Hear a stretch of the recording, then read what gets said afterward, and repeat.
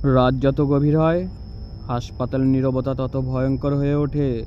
সাদা দেওয়াল, অপারেশন থিয়েটারের দরজা, করিডোরের দীর্ঘ আলো, সব কিছুই যেন এক অচেনা ভয়ের রাজ্যে নিয়ে যায়। দিনের ব্যস্ততা শেষ হলে হাসপাতালের আসল অন্ধকার শুরু হয়, যেখানে রোগীর আর্তনাদ মিশে যায় অদৃশ্য কণ্ঠস্বরের সাথে। আপনারা কি জানেন, অনেক পুরনো হাসপাতালের দেয়ালের গায়ে অজানা ইতিহাস লুকিয়ে থাকে। সেসব ইতিহাস কেবল রাতেই জেগে ওঠে। ডাক্তার, নার্স বা রোগী কেউই তখন নিরাপদ নয়। আলো নিভে গেলে করিডোরে পায়ের শব্দ শোনা যায়, অথচ সেখানে কেউ থাকে না। স্ট্রেচারের চাকায় আওয়াজ হয়, কিন্তু সেটির নিচ থেকেই চলে। মৃত্যু যেখানে প্রতিদিনের সঙ্গী, সেখানে আত্মার ছায়া কি চিরকাল বন্দি থাকে না? আজকের গল্প আপনাদের নিয়ে যাবে এমনই এক ভয়ঙ্কর হাসপাতালে, যেখানে অজানা আতঙ্ক প্রতিদিন নতুন শিকার খোঁজে। আপনারা কি সাহস রাখেন পুরো গল্পটা একা শোনার? তাহলে শুনুন। কলকাতার উত্তর প্রান্তে একটি পুরনো নার্সিং হোম, সুরধি হাসপাতাল। আশেপাশের মানুষ একে বলে ভূতের হাসপাতাল, কারণ এই হাসপাতালটিতে নাকি প্রায়ই অদ্ভুত ঘটনা ঘটে, বিশেষ করে রাতের শিফটের। রোগীরা মাঝরাতে চিৎকার করে ওঠে, নার্সরা বলে কারো না কারো ছায়া তাদের পেছনে দাঁড়িয়ে থাকে, অথচ ঘুরে দেখলে কেউ নেই। ডাক্তার অর্ণব সদ্য মেডিকেল কলেজ থেকে ইন্টার্নশিপ শেষ করে এখানে চাকরি পেয়েছে। প্রথম রাতেই তার ডিউটি পড়ল। হাসপাতালের করিডোর দিয়ে হাঁটার সময় অর্ণবের মনে হচ্ছিল চারদিকের নীরবতা তাকে ঘিরে ধরেছে। দূরে জরুরি বিভাগের লাল আলো টিমটিম করছে।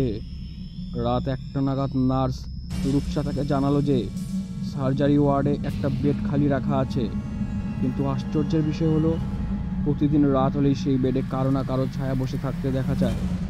রূপসার গলা কাঁপছিল, চোখে ভয়ের ছাপ। অর্ণব হেসে উড়িয়ে দিল, এগুলো সব গুজব।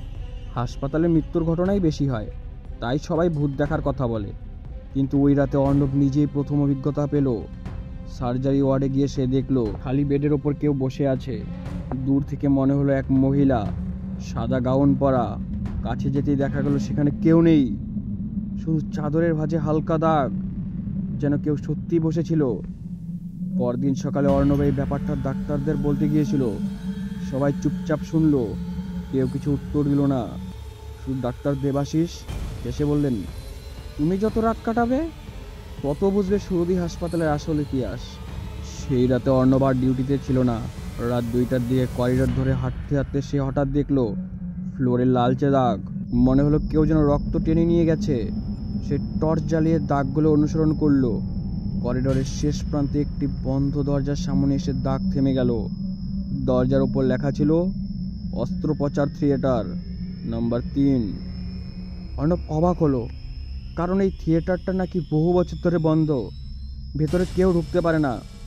হঠাৎ দরজার ফাঁক দিয়ে অর্ণব পরিষ্কার শুনতে পেল অপারেশনের যন্ত্রপাতির শব্দ, ছুরি, কাঁচি, সেকশন, মেশিনের আওয়াজ, যেন ভিতরে কোনো অপারেশন চলছে। কিন্তু সে জানে ওই ওটি বহু বছর আগে বন্ধ হয়ে গেছে, কারণ এক ভয়ঙ্কর দুর্ঘটনা ঘটেছিল। পরদিন অর্ণব রূপসাকে প্রশ্ন করলো। রূপসা ভয় পেয়ে চারপাশে তাকালো, তারপর ফিসফিস করে বলল, এই ওটি 3তেই 25 বছর আগে এক ভয়ঙ্কর ঘটনা ঘটেছিল। এক প্রসূতি মহিলার অপারেশন চলছিল। ডাক্তাররা ভুল করে তাকে জীবন্ত অবস্থাতেই কেটে ফেলে। প্রচুর রক্তক্ষরণে তিনি মারা যান। এরপর থেকে ওই অতীতে অদ্ভুত ঘটনা শুরু হয়। যন্ত্রপাতি নড়তে থাকে, বাতি নিজে নিজেই নিভে যায়। সেই মহিলার আর্তনাদ নাকি মাঝরাতেও শোনা যায়। অর্ণব চুপ করে গেল।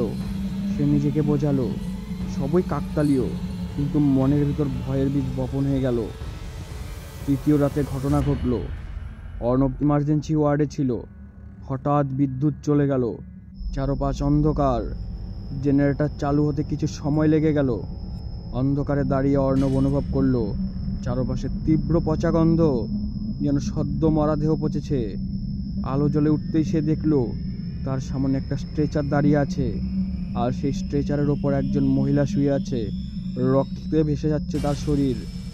কিন্তু আশ্চর্যের বিষয় হলো, স্ট্রেচারের চাকায় কেউ হাত রাখেনি, তবু সেটি ধীরে ধীরে এগোতে লাগলো। অর্ণব ভয়ে চিৎকার করে উঠল।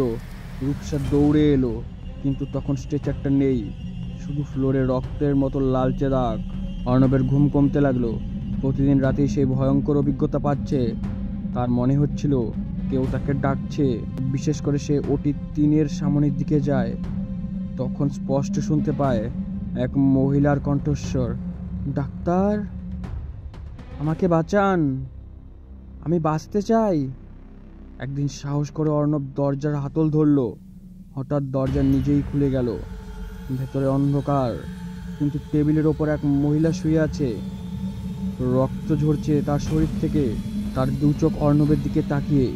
অর্ণব ভয়ে পেছনে সরে এলো। পরক্ষণই ভেতরে কেউ নেই, শুধু ঠান্ডা বাতাস আর রক্তের গন্ধ। ডাক্তার দেবাশিস এক রাতে অর্ণবকে বললেন, এই হাসপাতালটা আসলে অভিশপ্ত। যেদিন থেকে ওই মহিলার মৃত্যু হয়েছিল সেদিন থেকে একে একে ডাক্তার, নার্স, এমনকি রোগীরাও অদ্ভুতভাবে মারা যাচ্ছে।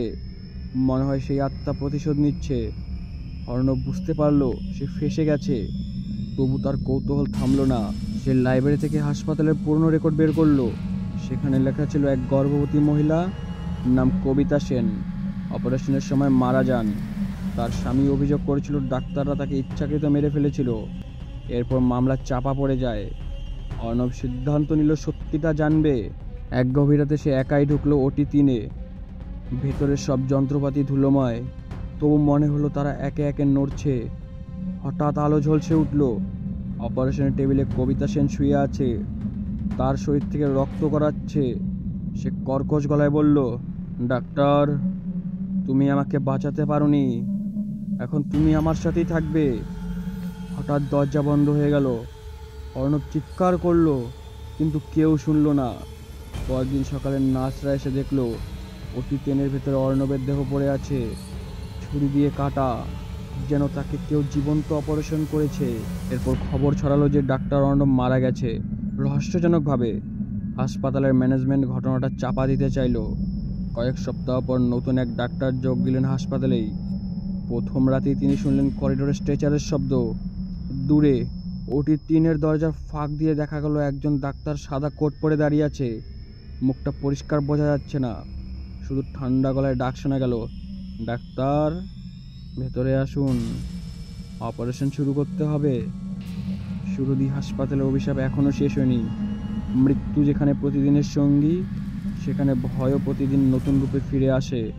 অর্ণব এখন নিজেই ওই ছায়ার অংশ, নতুন ডাক্তারদের জন্য ভয়ঙ্কর ফাঁদ।